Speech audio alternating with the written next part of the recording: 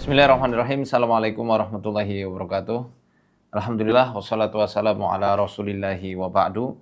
Selamat datang di Classroom Arsada Yadaka Internasional, yang pada episode kali ini kita akan membahas tentang hubungan metafisik dengan proses ovulasi pada manusia.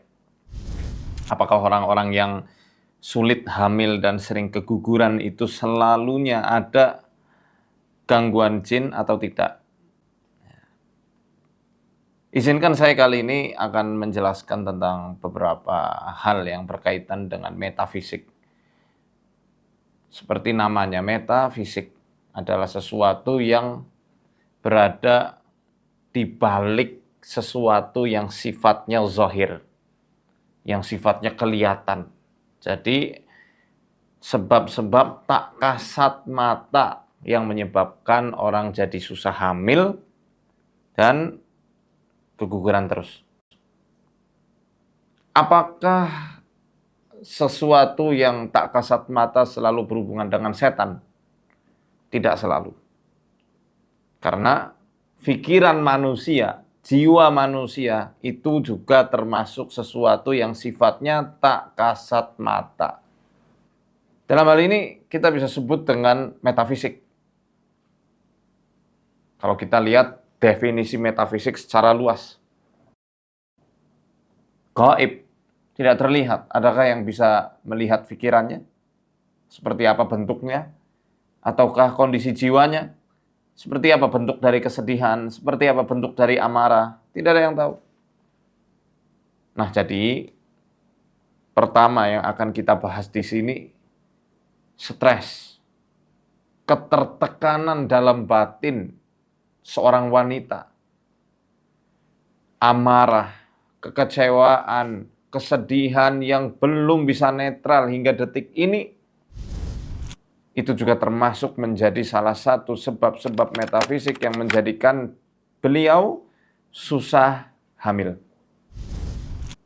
Dicek normal, nggak ada masalah tuh, nggak ada masalah di organ reproduksinya. Suaminya normal, istrinya normal, tidak ada tanda kemandulan. Lalu kenapa kok susah hamil? Nah, jangan-jangan ada stres. Nah, kita mesti tahu bahwa ketika manusia stres itu selalu ada kaitannya dengan setan-setan korin. Cuma sayangnya, kebanyakan dari kita terjebak pada template tentang sihir, ain, jin nasab, dan gangguan-gangguan gaib yang lain. Walaupun itu penting juga kita bahas, setelah ini insya Allah tetap kita bahas. Cuma pondasi pemahaman tentang kejiwaan manusia ini yang jarang sekali terbahas dalam proses-proses ruqyah syariah. Sehingga manusia itu hanya sibuk untuk mengusir setan, tapi tidak mencari apa yang menjadikan setan itu balik-balik terus. Sehingga ada orang yang bolak-balik di ruqyah, setannya muncul terus. Karena setan masih merasa di tubuh orang tersebut masih ada makanannya, masih ada tempat tinggalnya, masih ada markas. Walaupun markas besarnya sudah terobrak-abrik, dia masih punya bunker, tempat untuk mengungsi bersama teman-temannya. Nah, ini yang penting untuk kita bahas pada episode kali ini, sebelum nanti kita membahas soal sihir dan yang lainnya.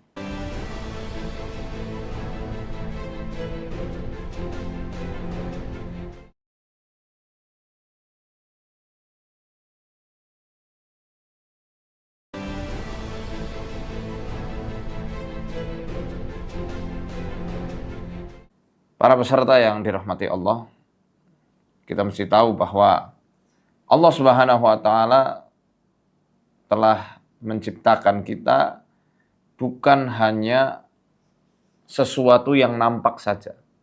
Ini nampak, ya, wajah kita nampak, tangan kita nampak, fisik kita semua nampak. Tapi ada hal yang tidak nampak, yaitu jiwa. Ada ruh, ada nafas. Keduanya ini tidak nampak. ya, tidak nampak. Dan pada jiwa kita itu Allah berikan sebuah perangkat, yakni perangkat kesadaran. Sehingga jiwa itu ada 3 ya dalam Al-Quran. Nafas amarah, ya, nafsu ammarah, innan nafsa la ammaratum bisu. Sungguhnya jiwa benar-benar akan menyeret seseorang untuk hal-hal yang sifatnya buruk. Yang kedua, lawamah. Lawamah ini apa? Nafsu kesadaran, ya. Saya mungkin kadang menggunakan kata diksi nafsu, kadang dengan diksi kesadaran. Nafsu yang dilakukan secara sadar, hawa nafsu yang diperturutkan secara sadar, tetapi dia tidak mampu untuk mengendalikan kesadarannya. Ibaratnya kusir yang kehilangan kendali untuk mengendalikan kuda yang dia bawa. Dia tahu tuh, zina hukumnya haram, judi hukumnya haram, riba hukumnya haram. Tapi karena dia kecenderungannya itu lebih dominan untuk mengikuti hawa nafsunya ini, maka setelah melakukannya timbul penyesalan. Itu nafsu lawamah. Nafsu lawamah yang artinya yang banyak mengumpat, maksudnya mengumpat dirinya. Pernah enggak teman-teman mungkin para peserta setelah melakukan dosa, habis itu menyesal luar biasa. Itu biasanya terjadi sama, maaf, orang habis zina. Itu nyeselnya luar biasa itu. Dia ngerti itu, hal tersebut suatu hal yang tabu dan buruk. Tapi karena sudah tertutup nafsu hewan, sehingga dia terdominasi dengan nafsu lawamah ini, sehingga habis melakukan dosa, dia sadar, ya Allah, kenapa aku melakukan ini? Kemudian dia menyesali hal tersebut. Ini masih mending lah ya, daripada orang-orang yang benar-benar kafir, yang Allah tutup, sehingga ketika dia melakukan dosa, dia tidak ada sensasi penyesalan sama sekali. Itu sudah mengerikan, itu sudah tertutup mata batinnya. Nah, yang ketiga, nafsu mutmainnah. Ya, nafsu mutmainnah ini yang tenang jiwanya. Tenang dengan ketaatan pada Allah, dengan keikhlasan. Nah, moga-moga ini kita masih berjuang ya, berjuang untuk mendapatkan nafsu yang tenang, yang dirahmati Allah ini. Nah, dengan gejolak hidup manusia, dengan berbagai macam fitnah dan ujiannya, Allah telah menyediakan 2 pendamping. Memang sengaja itu diprogram, ditugaskan untuk menyertai orang tersebut dari awal dia lahir sampai kelak mati. Namanya apa itu? Namanya qarin. Qarin. Ya, dari qarin itu bukan hanya dari setan. Ma min ahadum minkum illa wa qad wukila bihi qarinuhu minal jinni wa qarinuhu minal malaikah. Tidak ada salah seorang di antara kalian pun yang lahir kecuali dia telah didampingi korin dari bangsa jin, yakni setan, dan korin dari bangsa malaikat. Ada 2. Ini mereka akan saling bertempur, mendominasi satu sama lain. Malaikat dia akan memberikan ilham. Setan akan selalu mengipasi. Kayak orang lagi nyate bakar sate itu. Dia kipas-kipas terus supaya api yang sudah mengecil itu terus-menerus membara. Makanya tidak heran orang-orang yang terganggu dengan was-was itu akan selalu ingat kejadian-kejadian buruk di masa lalu. Karena nama lain dari korin itu ya setan was-was. Bayangkan seorang wanita baru nikah, stres dia punya masa lalu yang belum selesai. Setan hadir, korin yang hadir ini baru korin ini, belum jin nasab, belum yang dari sihir, belum yang lain-lain. Baru korin saja, banyak manusia sudah kelimpungan. Dia ingatkan lagi kejadian di masa lalu. Ketika dia cita-citanya nggak berhasil dia capai.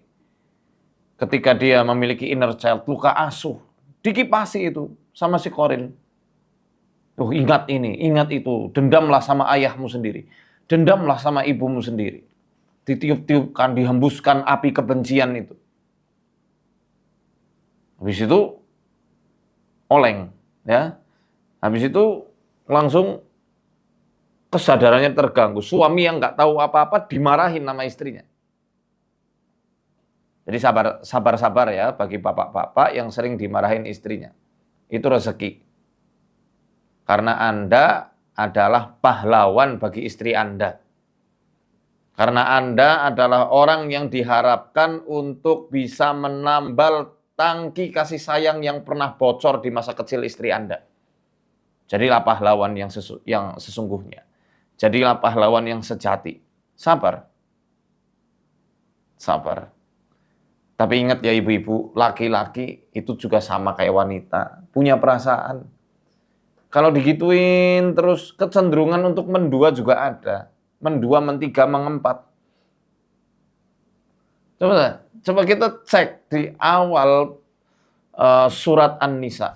Ya ayyuhan nasu taqu rabbakumul ladzi khalaqakum min nafsin wahidah wa khalaqa minha zawjaha wa batha minhuma rijalan katsiran wa nisaa'a wattaqullaha alladzi tasaaluna bihi wal arham innallaha kana 'alaikum raqiba. Wahai sekalian manusia, ittaqu rabbakum, bertakwalah kalian kepada Tuhan kalian yang telah menjadikan kalian dari jiwa yang satu. Apa maksud jiwa yang satu? Ya sama-sama manusia. Perempuan bisa jatuh cinta, laki-laki pun sama. Perempuan bisa marah, laki-laki juga bisa marah. Perempuan bisa sedih, laki-laki bisa sedih. Perempuan takut, laki-laki juga takut.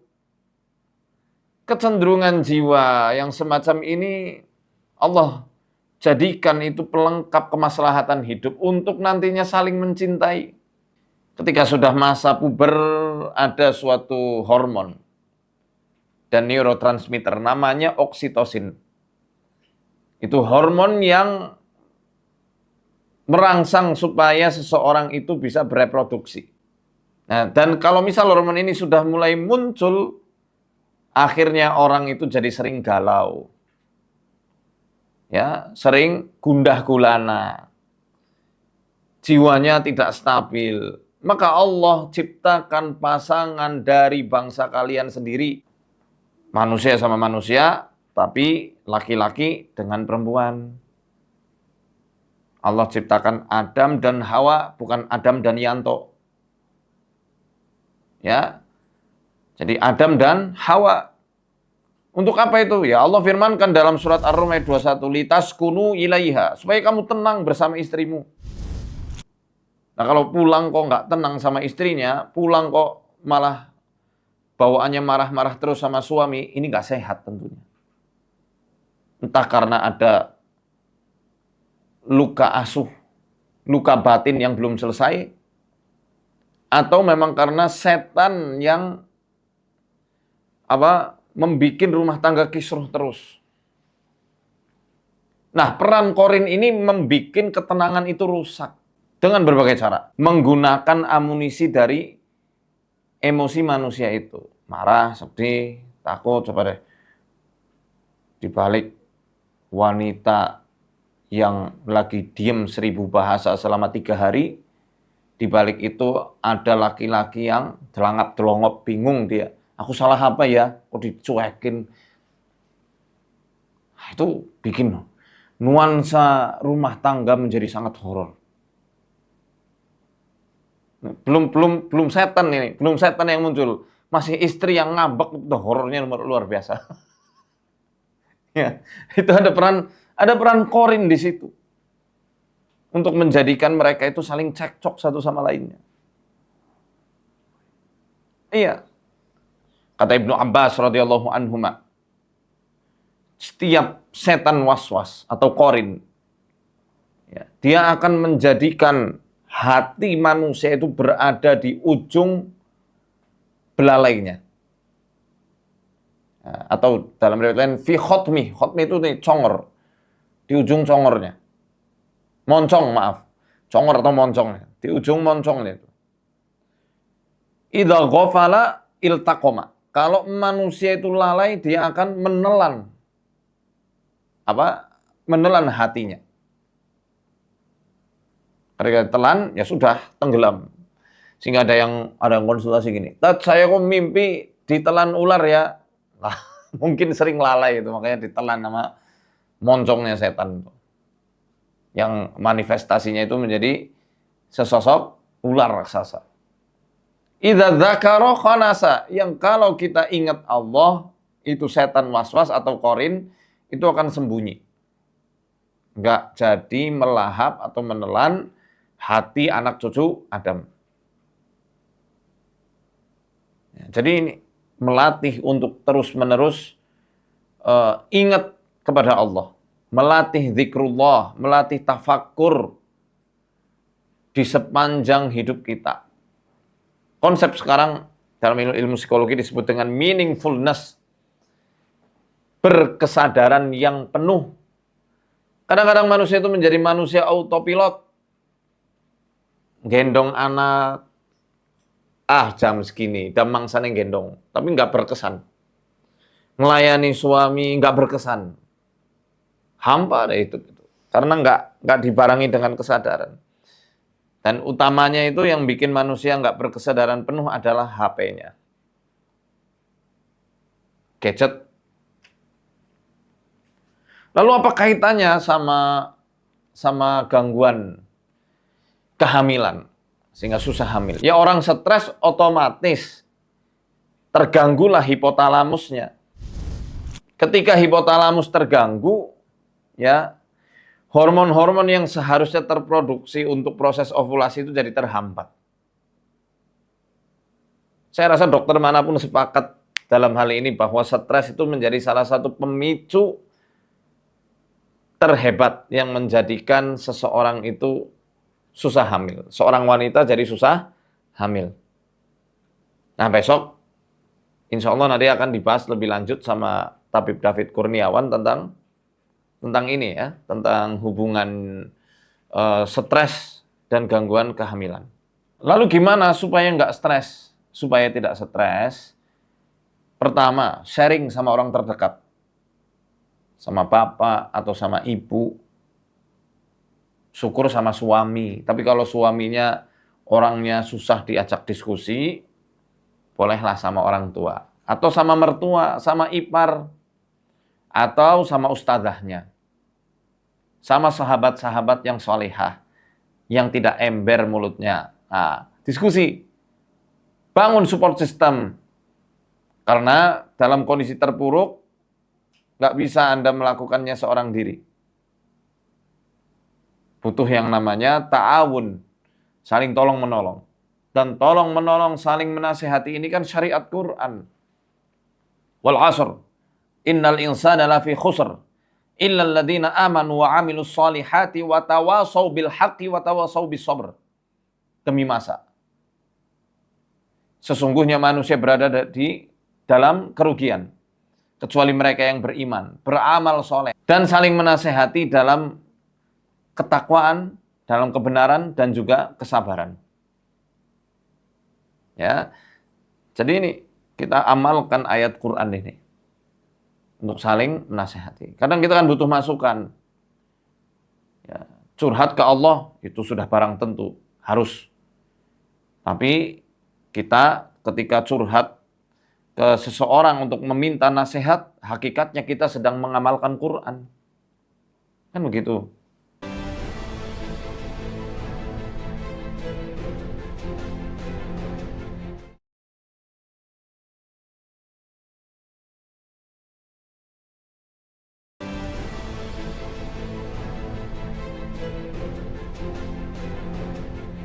Ya, jadi jangan segan-segan cari, makanya itu sahabat yang solehah, yang soleh itu harta yang sangat berharga. Jaga baik-baik. Ya moga-moga nanti persahabatannya sampai surganya Allah. Hubungan Anda dengan suami Anda dengan istri Anda juga semoga langgeng sampai surganya Allah Subhanahu wa taala. Ini pertama nih ya. Yang kedua, banyakin zikir.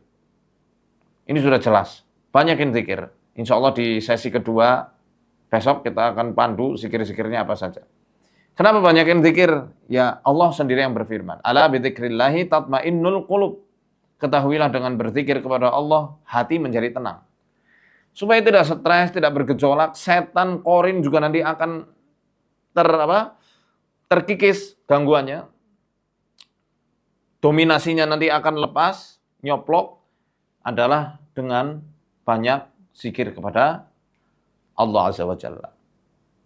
Ya, nanti apa zikirnya insya Allah nanti akan dibahas besok ya di pertemuan kedua. Ketiga, untuk menghilangkan stres ya selain zikir, ini zikir mutlak apapun itu. Yang ketiga adalah baca Al-Quran. Baca Quran. Kalau zikir kan bisa di mana saja. Kalau baca Quran saya harap bapak atau ibu, teman-teman ya, mas-mas, mbak-mbak, AA dan teteh, coba sediakan waktu khusus dalam satu hari, misal 1 jam, 2 jam, untuk ngaji, fokus ngaji. Letakkan gadgetnya. Nggak usah dicampur dengan aktivitas apapun. Kemudian baca Quran. Baca Quran. Karena dengan bacaan Al-Quran itu yang nanti akan mengikis stresnya. Menghilangkan stresnya. Dan mengobati jiwa kita dari sesuatu yang buruk. Yang selama ini penyakit-penyakit yang buruk yang membuat jiwa kita menjadi lemah. Racun-racun jiwa yang menjadikan diri kita ini lemah. Karena itu firman Allah kan, ya ayyuhan nasu qad ja'atkum mau'izatun mir rabbikum wa shifaa'un lima fis suduri wa hudaw wa rahmatul lil mu'minin. Sekalian manusia, telah datang mau'izah mir rabbikum, wejangan dari Tuhan kalian. Ingat loh, ini menggunakan kata mau'izah. Layaknya Allah tuh pengen memperlihatkan bahwa hubungan antara dia selaku Tuhan semesta alam dengan manusia itu sangat spesial. Karena mau'izah ini layaknya wejangan dari ayah ke anak, dari teman ke teman dekatnya, ya dari sahabat karib ke sahabat karib yang lainnya. Seakan-akan Allah tuh kepengen memperlihatkan, aku ini deket banget loh sama kalian, aku tuh sayang banget loh sama kalian. Sehingga Allah menggunakan kata Rob, diksinya menggunakan Rob. Kenapa nggak pakai asma yang lainnya? Misalnya ya ayyuhan nas qad ja'atkum mau'izatum mir rahmanikum atau mim malikikum atau min ilahikum. Kenapa menggunakan kata Rob? Antum tahu apa arti Rob? Tuhan, ya jelas memang Tuhan. Tapi Rob ini spesifik pada rububiyahnya Allah Azza wa Jalla. Tahu rububiyah? Tata kelola, pemeliharaan umum yang ada di segenap alam raya ini maupun pemeliharaan khusus untuk orang-orang yang beriman. Makanya Allah menggunakan kalimat seruan, yakni ya ayuhan nas, wahai sekalian manusia. Nggak peduli yang mukmin, nggak peduli yang kafir, nggak peduli yang muwahhid, nggak peduli yang musyrik, nggak peduli yang ahlu sunnah, nggak peduli yang ahlul bid'ah. Allah seru semuanya. Wahai sekalian manusia, ini ada Quran, wejangan dari Tuhan yang sangat mengerti kondisi kemaslahatan hidup kalian. Dari Tuhan yang telah mengatur kalian saat masih ada di rahim ibu kalian, makanan mana yang masuk. Tuhan yang mengajarkan kalian itu untuk apa? Nyari di mana sumber susu dari ibu kalian. Tuhan yang mengilhamkan kalian buang air ketika mules saat bayi. Ada orang tua yang bisa ngajarin bayinya, ayo deh ngeden, nggak bisa. Itu siapa yang ilhamkan? Siapa yang ngajarkan? Allah Rabbul Alamin. Ini Allah tahu. Siapa Tuhan yang menjadikan harimau nggak memakan anaknya sendiri? Allah. Siapa Tuhan yang menjadikan buaya, hewan pemakan segala, tidak memakan anaknya sendiri, padahal anaknya diselamatkan di mulutnya sendiri? Allah Azza wa Jalla. Siapa yang menyediakan 3 ton setiap harinya, 3 ton plankton dan krill untuk makanan 1 ekor paus biru di samudera? Allah Azza wa Jalla. Itu baru 1 paus. Bayangkan sekarang spesies paus biru ada berapa? Allah, Rabbul Alamin. Rububiyahnya nggak terbatas. Sehingga ada sebuah hadis yang mengatakan ketika Rasulullah SAW bersama para sahabatnya melihat ada seorang ibu yang menggendong anaknya. Coba kalian lihat ibu itu. Mungkin enggak ibu itu tega membuang anaknya ke bara api? Ya nggak mungkin ya Rasul. Kenapa nggak mungkin? Ya pasti ibu itu sayang. Allah Tuhan kalian lebih sayang daripada ibu kalian terhadap diri kalian sendiri. Jadi ini adalah wejangan dari Allah Tuhan semesta alam. Yang di dalamnya itu terdapat syifa, penyembuh bagi apa yang ada di dada-dada kalian. Rahmat dan juga petunjuk bagi orang-orang yang mengimani. Baca supaya tenang. Allah pasti tahu kegundahan manusia. Allah pasti tahu segala penyakit-penyakit dan potensi yang bisa menyakiti batin manusia. Makanya Allah turunkan Quran. Allah ajarkan Quran melalui Rasulullah, melalui para ulama. Baca. Aku nggak bisa baca Quran, sambil itu disumpel kupingnya dengerin YouTube, dengerin MP3, ya sambil apa sumpelan kuping itu apa headset apa namanya headset, headphone dan lain-lain. Pakai itu, ya misal belum misal terbata-bata dalam membaca Quran. Tapi yang jelas dengan baca Quran itu pasti akan bikin hati tenang. Ibnu Qayyim mengatakan fal Qur'anu huwa syifaa'ut tammu min jami'il adwa'il qalbiyati wal badaniyah wa adwa'id dunya wal akhirah. Quran adalah obat yang paling sempurna untuk penyembuhan penyakit badan dan penyakit jiwa, penyakit dunia dan penyakit ukhrawi. Yang mana apabila Al-Quran ini dibaca dengan penuh kejujuran, ketulusan niat, keyakinan yang sangat kuat, lam yuqawim hudda'u abadan, maka nggak ada satu penyakit pun, termasuk penyakit jiwa yang akan mampu melawannya. Nggak akan bisa. Pasti akan luntur. Pasti.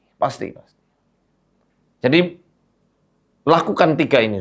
Sharing, zikir, baca Quran, dan healing, jalan-jalan, tamasya. Sambil kulineran boleh, sama suami, ya kan? Sama istri.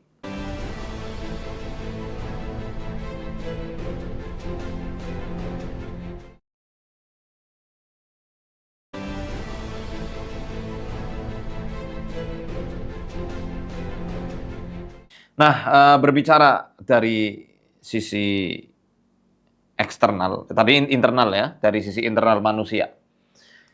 Metafisik dari sisi internal berarti ya masalah-masalah pada pikiran dan juga jiwa manusia.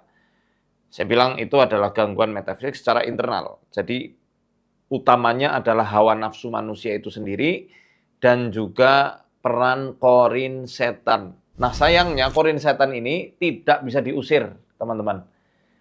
Mau diruqyah pakai Al-Baqarah, dibaca sampai 100 kali pun setiap hari juga nggak akan terusir. Paling dia hanya lemah, nggak lepas. Hanya lemah. Kenapa? Ya karena itu sudah menjadi garis ketentuan hukum Allah Azza wa Jalla. Setiap manusia ada setan korin dan malaikat korin. Korin malaikat, korin setan. Sampai Rasulullah pun ada korinnya sama. Lengkap. Beliau kan basyar, manusia sama kayak kita. Jadi ibaratnya korin ini sudah menjadi salah satu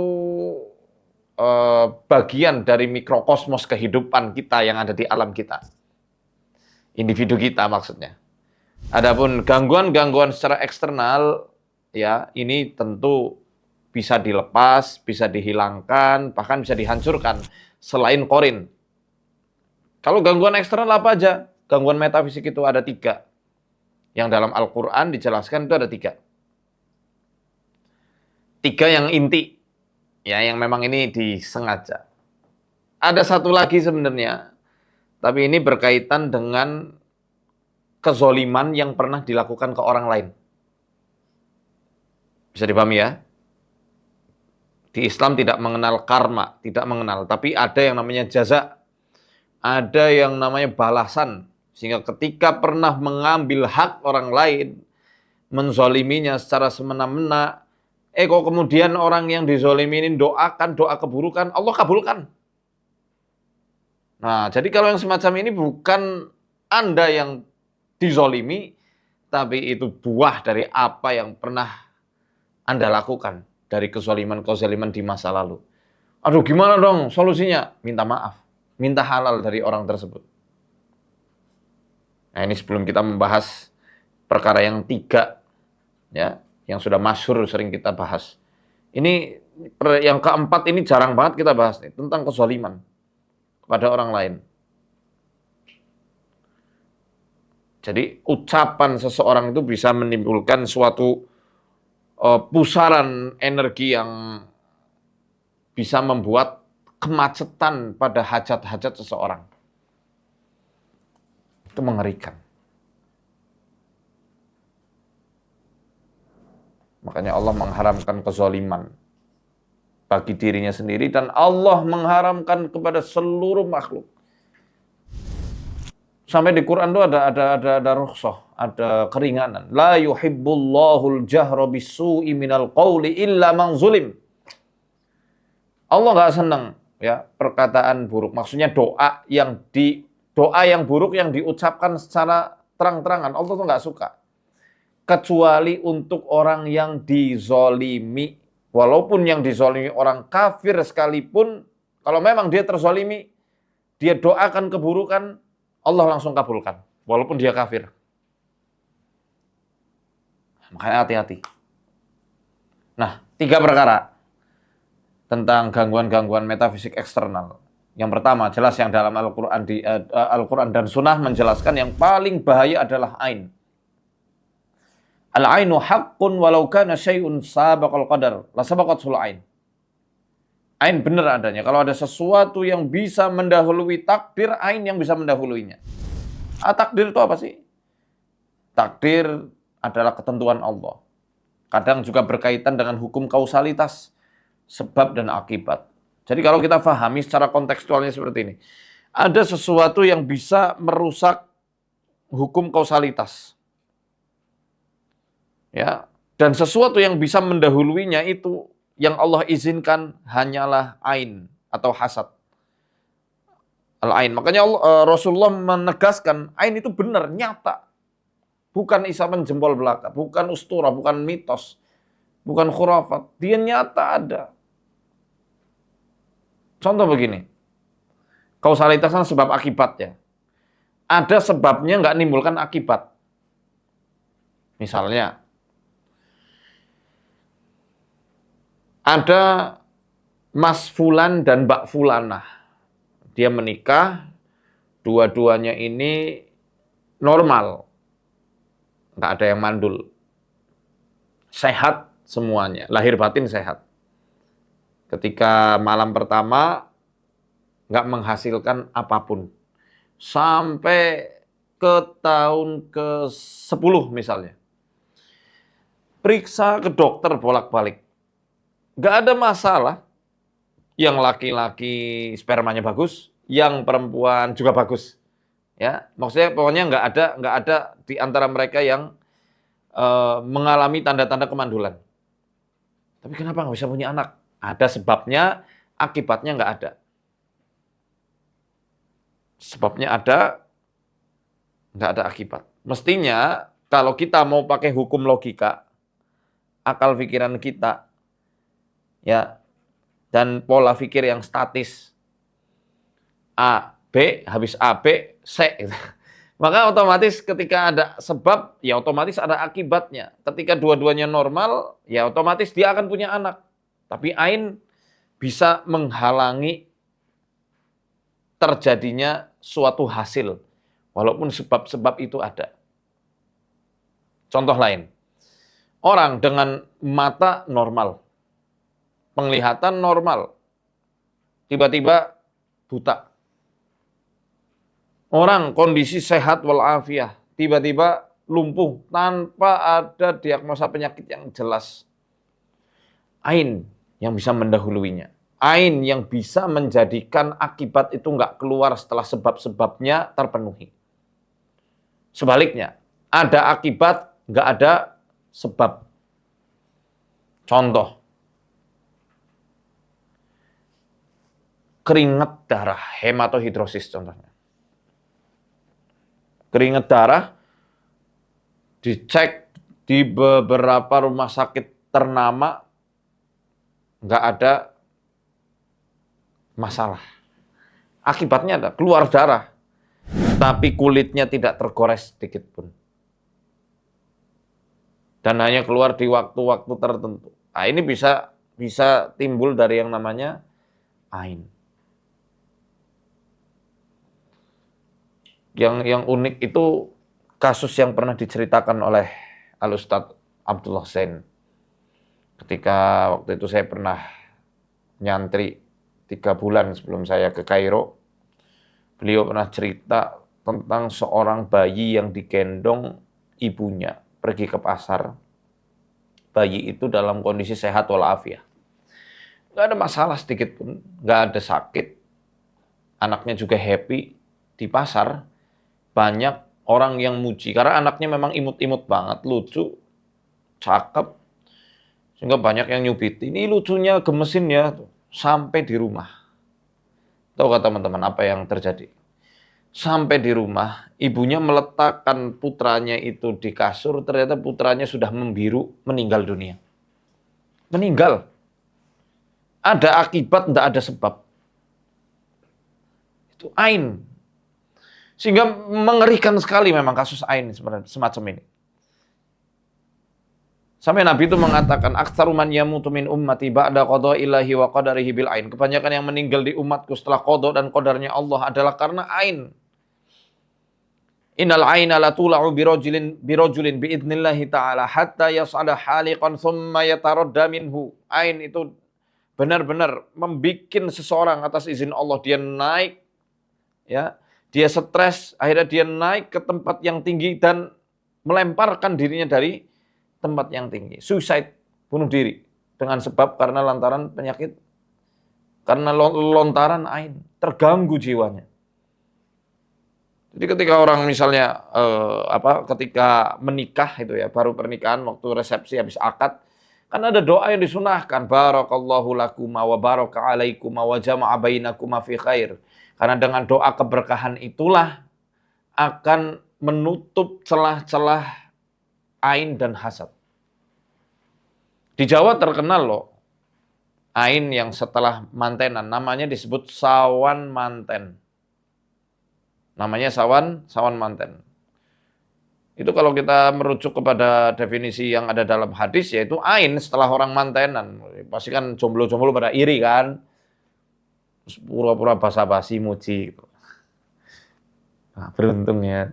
Coba yang ada di pelaminan tuh harusnya aku bukan dia. Bukannya malah dia ngegalau tapi malah bikin orang itu celaka. Termasuk di antara efek ain itu jadi susah apa? Susah hamil. Atau kalau dari sisi laki-laki, mohon maaf, maninya jadi encer. Dia nyembur tapi kopong nggak ada isinya. Iya. Atau membuat laki-lakinya jadi impoten. Loh ini nyata banget. Makanya harus doakan benar-benar keberkahan. Bagi yang mantenan juga baca doa perlindungan supaya tidak terkena gangguan-gangguan ain maupun hasad.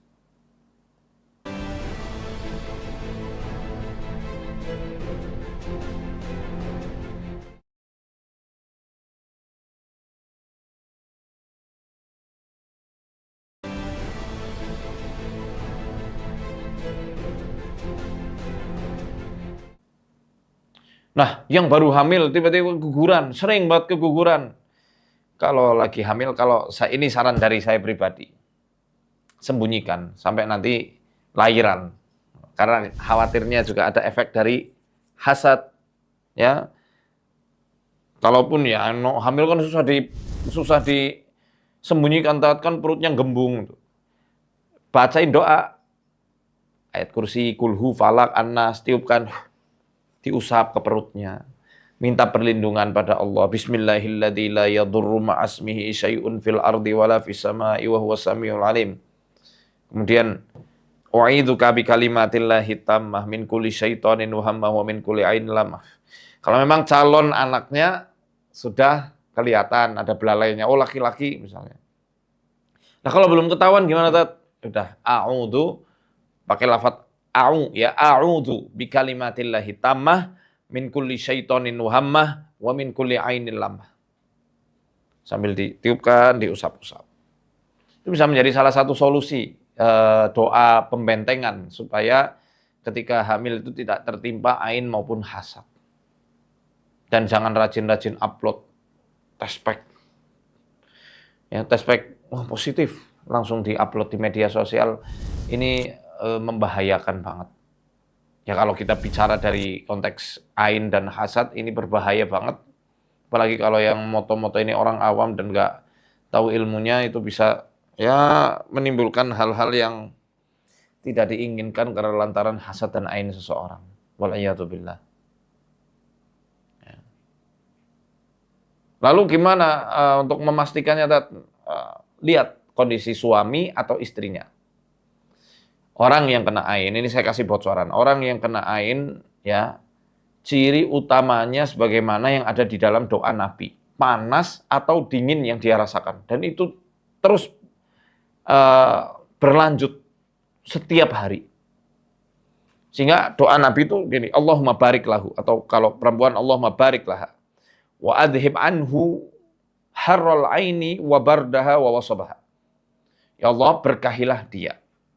Hilangkanlah panasnya ain, dinginnya, maupun penyakit. Wasab itu penyakit yang terus-menerus, penyakit kronis. Coba cek. Sebelum kena ain, normal, nggak pernah kepanasan, nggak pernah kedinginan. Kena ain, tangan, kaki selalu dingin. Panas di sini, ya, di area sini. Tengkuk, ya, di pundak hingga ke tengkuk. Panas di mata, kayak orang nggak tidur semalaman. Emosi labil. Sikap berubah. Timbul penyakit yang datang tiba-tiba. Dan susah untuk diobati. Badan kurus. Wah, kalau ini biasanya ke anak-anak ya. Sesuai hadisnya Asma binti Umais radhiyallahu anha. Atau muncul saf'ah lah. Tapi kalau saf'ah ini memang yang ngelihat harus orang-orang profesional. Tapi seenggaknya kita bisa melihat saf'ah itu adalah pergeseran rona wajah. Kulitnya itu berubah dari pigmen kulit aslinya. Misal Mas Danang, kulit aslinya manis kayak gula Jawa. Nah itu dari wajah beliau yang kayak gula Jawa ada kebiru-biruan misalnya. Kalau kata Ibnu Abbas yang namanya saf'ah itu kemerah-merahan, kekuning-kuningan, atau kehitam-hitaman. Tapi kalau saya pribadi tergantung warna dasar kulitnya itu apa. Pigmen dasar itu apa. Ada yang ya, kebiru-biruan kayak orang lebam. Itu. Tapi ingat ya, nggak habis kepentok. Kalau habis kepentok itu bukan saf'ah.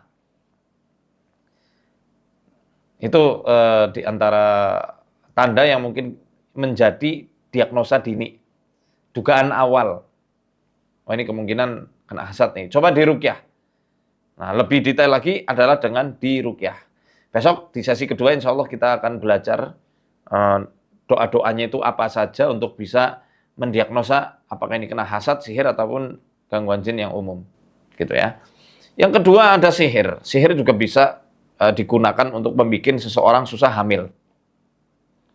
Dalam periwayatannya kelahiran Ibnu Zubair, Abdullah bin Zubair radhiyallahu anhu.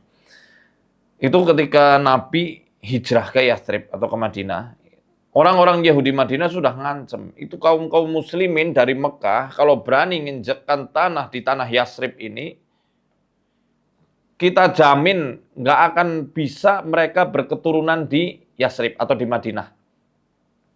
Yathrib namanya sekarang Madinah. Itu kata Yahudi Madinah kala itu. Songong banget mereka itu. Sampai akhirnya Allah beritakan kabar kemenangan untuk kaum muslimin sihir Yahudi batal, Abu Bakar As-Siddiq bertakbir keliling Madinah. Dia mengumumkan telah batal sihir para Yahudi-Yahudi itu. Ibnu Zubair telah lahir. Ini kisahnya sahih. Menunjukkan bahwa sihir itu memang bisa untuk menghalangi seseorang berketurunan.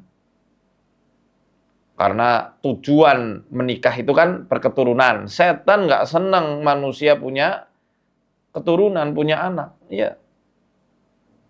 Nggak senang. Sehingga di antara ketidaksenangannya setan itu menusuk lambung bayi yang baru lahir. Mematikan sel sperma ketika baru meluncur. Atau membuat proses pembuahan itu jadi terhalang. Itu kalau sihir. Kalau bahas soal media itu macam-macam ya. Nggak bisa kita bakukan hanya dengan satu cara, satu media, nggak bisa. Ya tergantung gimana ritual mereka. Macam-macam. Nah, yang ketiga adalah gangguan jin nasab. Atau ya, dari leluhur. Biasanya kalau dari leluhur ya, kalau saya bilang ini juga termasuk sihir ya, tapi gangguan sihir yang dari leluhur itu kita lebih definisikan kepada jin nasab. Karena rata-rata orang-orang yang memang dulunya pernah ada perjanjian secara langsung atau tidak langsung dengan para setan, mereka biasanya minta tumbal tuh, minta ganti, barter. Makanya dalam kitab An-Nubuwatnya Ibnu Taimiyah dikatakan bahwa nggak mungkin para jin itu akan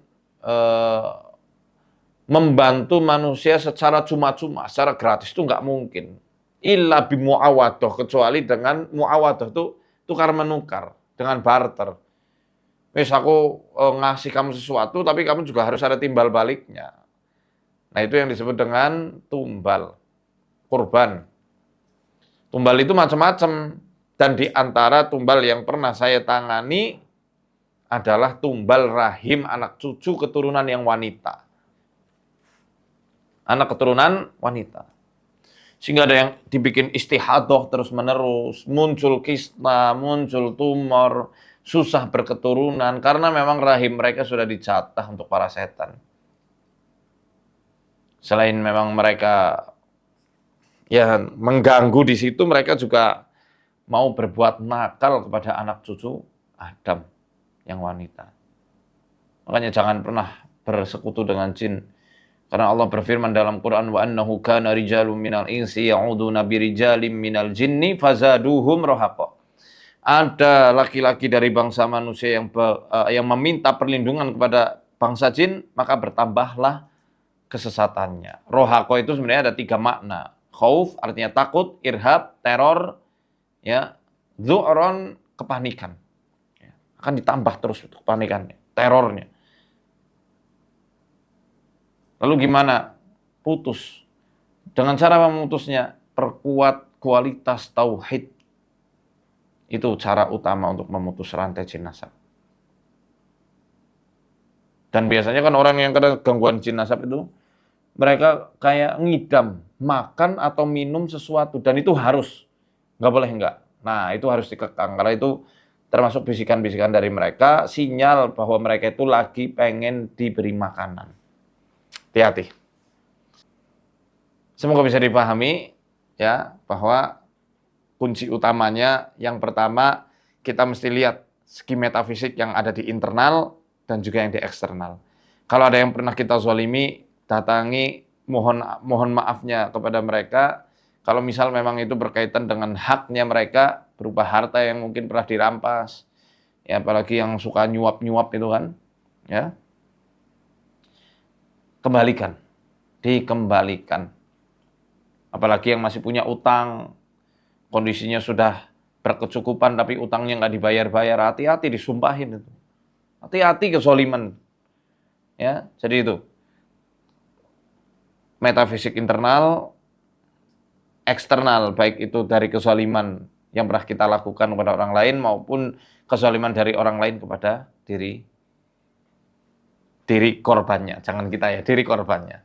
Semoga bermanfaat. Sampai jumpa di sesi kedua besok hari. Arsadanu ya Allah wa iyyakum billahi taufiq wal hidayah. Assalamualaikum warahmatullahi wabarakatuh.